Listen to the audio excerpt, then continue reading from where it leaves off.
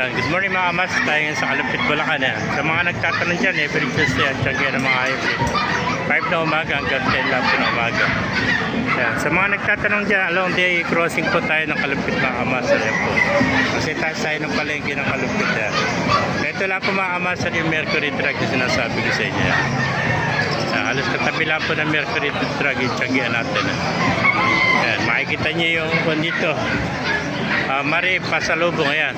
Mari Pasalubong, ayan. Tapat po yan mismo mga kamasan. Ayan po yung kanto, papasok po ay dito. Kung galing kayo ng Manila, gawing kanan. Kung galing ng Pampanga, gawing kaliwa. Ayan mga kamasan. Ayan, dito po sila nakapeso mga kamasan. Mga hayop yan. Ayan, pagpasok niya, puro mga hayop yung makikita nyo mga kamasan. Ayan, mga manok. Ganda ng mga manok mga kamasan.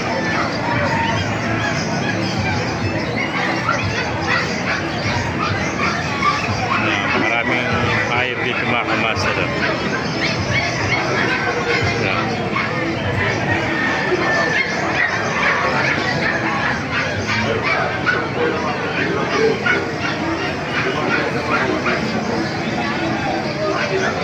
Mata tayo manok.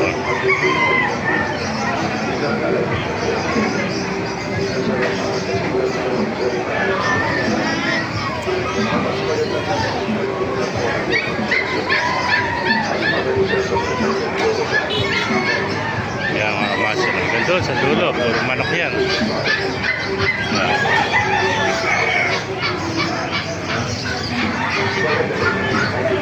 Ganda ng mga manok. Makita lagi sa second floor tayo para makita niyo yung mga manok dito sa isa. Sila na sa ibaba. Yan.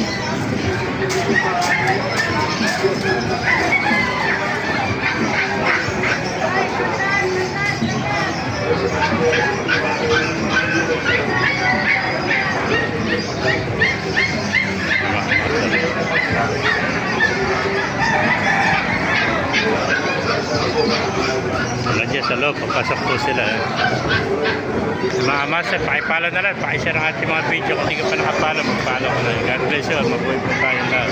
Please like and share mga kamaster.